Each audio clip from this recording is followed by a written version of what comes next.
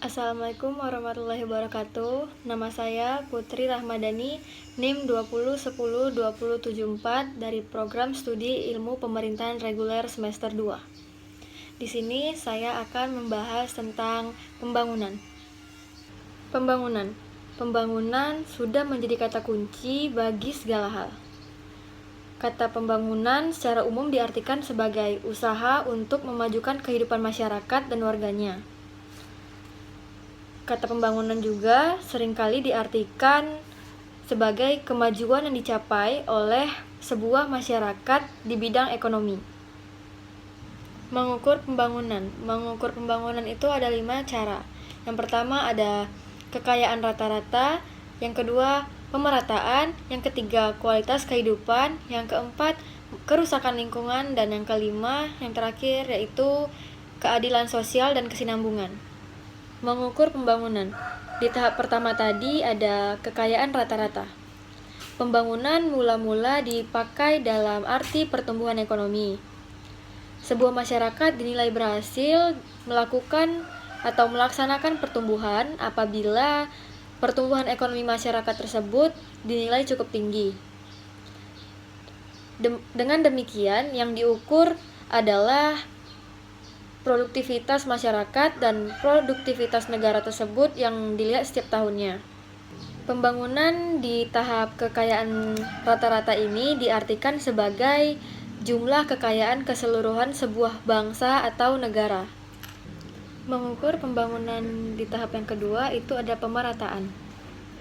Kekayaan keseluruhan yang dimiliki atau yang diproduksikan oleh sebuah bangsa tidak berarti bahwa kekayaan itu merata dimiliki oleh semua masyarakat atau penduduknya. Bisa terjadi sebagian kecil orang di dalam negara tersebut memiliki kekayaan yang bergelimpangan, dan sebagian besarnya lagi hidup dalam kemiskinan. Oleh karena itu, timbul keinginan untuk memasukkan spek pemerataan dalam ukuran pembangunan. Bukan lagi hanya PNB per kapita. Pemerataan ini secara sederhana diukur dengan melihat beberapa persen dari PNB diraih oleh 40% penduduk termiskin. Berapa persen oleh 40% penduduk golongan menengah, dan beberapa persen oleh 20% penduduk golongan terkaya. Kalau terjadi ketimpangan yang luar biasa, misalnya 20% penduduk terkaya meraih lebih dari 50% PNB, sedangkan sisanya dibagi di antara 80% penduduknya. Ketimpangan antara orang-orang kaya dan miskin dianggap besar. Jadi dapat dikatakan bahwa bangsa atau negara yang berhasil melakukan pembangunan adalah mereka yang di samping tinggi produktivitasnya, penduduknya juga makmur dan sejahtera secara relatif merata. Yang ketiga, kualitas kehidupan.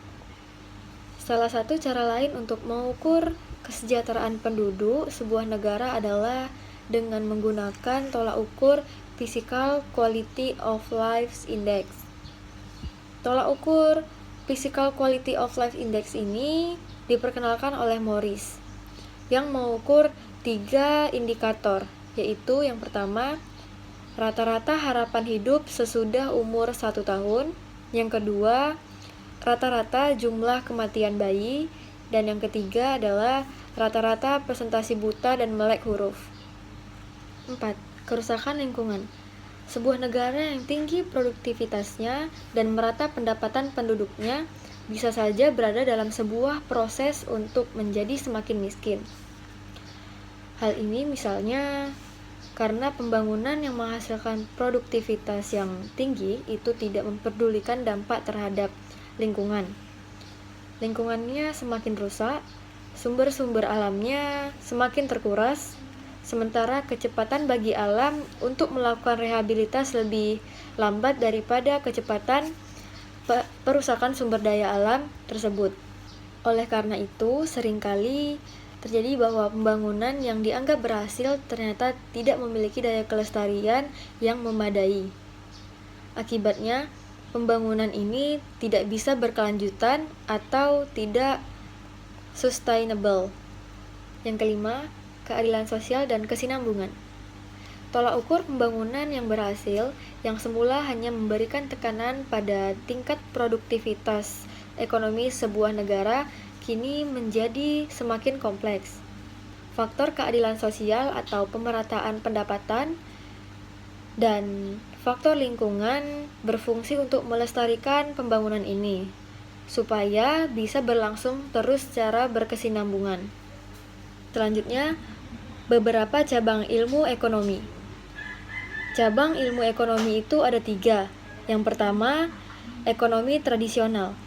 Ilmu ekonomi membahas pembangunan dalam pengertian pertumbuhan material. Ekonomi berurusan dengan pengelolaan berbagai sumber daya, baik sumber daya material maupun sumber daya manusia, supaya dapat menyejahterakan masyarakat. Yang dimaksud dengan ilmu ekonomi tradisional adalah aliran ekonomi klasik dan neoklasik seperti yang pada umumnya diajarkan di universitas-universitas di Amerika dan Inggris pada saat ini. Cabang ilmu ekonomi yang kedua ada ekonomi politik. Cabang ilmu ekonomi lain adalah ilmu ekonomi politik. Ekonomi politik lebih luas daripada ekonomi tradisional. Yang dipelajari antara lain adalah proses-proses sosial dan institusional di mana kelompok-kelompok elit ekonomi dan politik berusaha mempengaruhi keputusan untuk mengalokasikan sumber-sumber produktif langka untuk masa sekarang atau mendatang, baik untuk kepentingan kelompok tersebut maupun kepentingan masyarakat luas. Cabang ilmu ekonomi yang ketiga yaitu ada ekonomi pembangunan. Ekonomi pembangunan berurusan dengan mekanisme ekonomi sosial dan institusional, baik di sektor pemerintahan maupun swasta. Kesimpulan, kalau kita renungkan, pembangunan sebenarnya meliputi 2 unsur pokok. Yang pertama, masalah materi yang mana mau dihasilkan dan yang mana mau dibagi. Dan yang kedua, masalah manusia yang menjadi pengambil inisiatif dan yang menjadi manusia pembangun. Sekian dari saya, apabila ada kesalahan mohon dimaafkan. Wabillahi taufiq wal hidayah. Wassalamualaikum warahmatullahi wabarakatuh.